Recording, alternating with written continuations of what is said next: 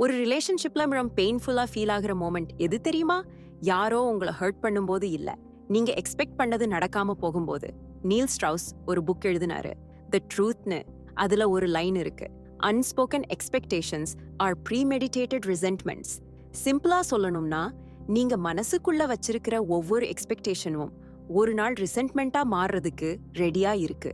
அவங்க விஷ் பண்ணிருக்கணும், அவங்க கேட்டிருக்கணும், அவங்க புரிஞ்சுக்கணும். இந்த தாட்ஸ் எல்லாம் நம்ம மனசுல மட்டும்தான் இருக்கு, அவங்களுக்கு தெரியவே தெரியாது. அப்புறம் ஒரு நாள் சின்ன டிசப்பாயின்ட்மெண்ட் வரும், அது ஃப்ரஸ்ட்ரேஷனா மாறும், ஃப்ரஸ்ட்ரேஷன் டிஸ்டன்ஸா மாறும். நாம் சொல்வோம், நீ மாறிட்டனு. ஆனா உண்மை என்னன்னா, அவங்க மாறல, நாம் சொல்லாம வச்சிருந்தோம். ஹாப்பியஸ்ட் ரிலேஷன்ஷிப்ஸ்ல மைண்ட் ரீடிங் இல்ல, கிளியரா பேசுவாங்க, தேவையானதை கேட்பாங்க.